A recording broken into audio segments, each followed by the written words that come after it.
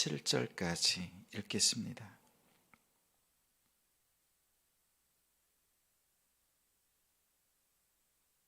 함께 읽습니다. 이에 사무엘이 기름병을 가져다가 사울의 머리에 붓고 입맞추며 이르되 여호와께서 내게 기름을 부으사 그의 기업의 지도자로 삼지 아니하셨느냐. 내가 오늘 나를 떠나가다가 베냐민 경계 셀사에 있는 라헬의 묘실 곁에서 두 사람을 만나리니 그들이 내게 이르기를 내가 찾으러 갔던 암나기들을 찾은지라. 내 아버지가 암나기들의 염려는 놓았으나 너희로 말미암아 걱정하여 이르되 내 아들을 위하여 어찌하리요 하더라 할 것이요. 내가 거기서 더 나아가서 다볼 상수리 나무에 이르면 거기서 하나님을 배우려고 베델로 올라가는 세 사람을 만나리니 한 사람은 염소 새끼 셋을 이끌었고 한 사람은 떡 세 덩이를 가졌고 한 사람은 포도주 한 가죽 부대를 가진 자라. 그들이 내게 문안하고 떡 두 덩이를 주겠고 너는 그의 손에서 받으리라. 그 후에 내가 하나님의 산에 이르리니 그곳에는 블레셋 사람들의 영문이 있느니라. 내가 그리로 가서 그 성읍으로 들어갈 때에 선지자의 무리가 산당에서부터 비파와 소고와 저와 수금을 앞세우고 예언하며 내려오는 것을 만날 것이요. 내게는 여호와의 영이 크게 임하리니 너도 그들과 함께 예언을 하고 변하여 새 사람이 되리라. 이 징조가 내게 임하거든 너는 기회를 따라 행하라. 하나님이 너와 함께 하시느니라. 아멘. 변하여 새 사람이 되리라. 변하여 새 사람이 되리라. 이 제목으로 말씀 전합니다. 무엇이 변해야 새 사람이 될까요? 교회에 새로 등록한 신자를 새 신자라고 부릅니다. 그러면 기존 신자는 어떻게 부릅니까? 헌신자라고 합니다. 헌신자는 올드 신자가 아니라 이미 주께 헌신한 사람을 말합니다. 헌신자가 되려면 필연적으로 새 신자가 되어야 합니다. 새 신자는 마음이 새로워진 사람입니다. 즉, 마음이 새로워지지 않으면 헌신할 수 없습니다. 마음이 변하여 새 사람이 됩니다. 교회에서 사람을 세울 때에도 이 부분을 가장 먼저 살핍니다. 오늘 본문에서는 하나님께서 사울을 헌신자로 세우기 전에 새 사람으로 만드는 과정을 보여줍니다. 1절에서 사무엘은 하나님께서 사울 당신에게 기름을 부으사 두 가지 사명을 맡겼습니다. 첫째는 백성을 구원하는 것과 둘째 그들을 다스리는 것입니다. 라면서 사울에게 기름을 부었습니다. 그 증거로서 2절에 두 사람을 만나리니, 3절에 세 사람을 만나리니, 5절에 무리를 여러 사람을 만나리니 이렇게 예언했습니다. 하나님께서 사울을 왕으로 세우시는 일에 대한 증표로서 사람들을 만나게 하십니다. 그것도 한 번이 아니라 세 번이나 거듭 확증되었습니다. 암나귀를 찾으러 가던 길은 하나님을 만나는 길이 되었고, 떡을 공급받음으로써 제사장으로서 다스리는 자가 되었음을, 그리고 하나님의 영이 임함으로써 사사들처럼 구원자가 되었음을 공개적으로 확증해 주셨습니다. 사무엘의 말이 땅에 떨어지지 않고 다 이루어졌습니다. 어떤 물건이 둥글거나 네모나거나 이 물건을 움직일 때에는 정지 마찰력이 있습니다. 멈추는 힘과 미는 힘 중에서 미는 힘이, 움직이려고 하는 힘이 이길 때 물건은 움직입니다. 움직이기 직전에 최고로 힘이 듭니다. 그것을 정지 마찰력이라고 부릅니다. 움직인 후에는 보다 적은 힘으로, 관성으로 움직일 수 있습니다. 사람도 마찬가지입니다. 무엇인가 큰 일을 하기 전에 마지막 순간이 제일 힘이 듭니다. 이때 하나님께서 사용하시는 방법이 있습니다. 바로 하나님의 영, 성령 하나님을 부어주시는 것입니다. 6절에 너에게 여호와의 영이 크게 임하리니 변하여 새 사람이 되리라. 9절에는 하나님이 새 마음을 주셨고 그날 그 징조도 다 응하니라. 이렇게 말씀합니다. 6절과 9절을 보면 너에게 하나님의 영이 임하여, 영이 임했다는 것은 새 마음을 주셨다는 것입니다. 다시 말해서 여호와의 영이 임하여 새 마음을 주심으로 너의 마음이 변하여 새 사람이 되리라. 이 말씀입니다.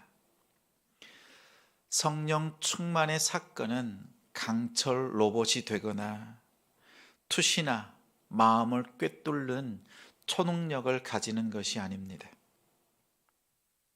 에베소서 6장 11절에 마귀의 간궤를 능히 대적하기 위하여 하나님의 전신갑주를 입으라. 이렇게 말했습니다. 실제 갑옷을 입는 것처럼 뭔가 둘러싸이고 보호받는 것, 그것을 의미합니다. 실제로 갑옷을 입는 것은 아닙니다. 하나님의 전신갑주는 목적이 있습니다. 마귀의 간계를 능히 대적하기 위해서 우리의 마음을 새롭게 하십니다. 성령 하나님을 통해서 새롭게 하시고 복음을 제대로 이해하고 복음대로 살 수 있는 그 삶을, 그 마음을 주장하십니다. 사도행전 2장에 교회가 세워지고 복음이 힘있게 증거되기 위해서 가장 먼저 하신 일이 있습니다. 예수님의 제자들의 마음을 새롭게 하는 것입니다. 성령 하나님께서 권능으로 제자들의 마음에 임했습니다. 왜 제자들에게 임했을까요? 성령 하나님께서 직접 역사하시고 보여주시고 나타내신 것이 아니라 제자들을 통해서 일하십니다. 그들의 마음이 변했습니다. 담대해졌습니다. 무섭지 않습니다. 두렵지 않습니다. 고난과 고통, 심지어 죽음 앞에서도 그들의 모습은 변화되었습니다. 성령이 임하기 전에는 두려워서 떨던 자들이, 숨었던 자들이 오히려 길거리에 나와서 말씀을 전하고 힘있게 증거합니다. 성령이 임하자 그들의 마음이 변화되었고 그들의 말과 행동이 바뀌었습니다. 기도하면 기도할수록 경험하는 것이 있습니다. 문제가 사라지고 환경이 변화되기를 전심으로 기도하면 하나님은 항상 언제나 가장 먼저 기도자의 마음을 변화시키십니다. 그리고 난 뒤에 문제와 환경을 감당케 하시고 변화시키는 것을 늘 경험합니다. 이 순서가 바뀐 적이 없습니다. 오늘은 이 새벽 시간에 무엇을 먼저 기도하시겠습니까? 문제와 환경의 변화입니까? 아니면 여러분의 기도하는 여러분의 마음의 변화, 여러분의 마음 속에 성령 하나님이 임하셔서 바꾸어 주시는 마음을 바꾸시는 그것입니까? 에스겔서 11장에 내가 그들에게 한 마음을 주고 그 속에 새 영을 주며 그 몸에서 돌 같은 마음을 제거하고 살처럼 부드러운 마음을 주리라 말씀하셨습니다. 오늘 기도할 때 먼저 돌같이 굳어진 내 마음, 우리의 시선을 하나님 제거해 주시고 부드러운 마음 주셔서 순간순간마다 만나는 사람을 통해서, 사건들을 통해서, 오늘 일상을 통해서 하나님이 주시는 말씀, 뜻을 깨닫게 해주시고 그 안에서 새 사람으로 쓰임받도록 역사에 주옵소서. 이렇게 기도할 수 있는 우리가 되길 소망합니다. 성령이 여러분에게 임하고 마음이 변하여 새 사람이 되는 복된 하루가 되시기를 주님의 이름으로 축원합니다. 말씀을 기억하며 함께 기도하겠습니다. 마음이 변하여 새 사람이 됩니다.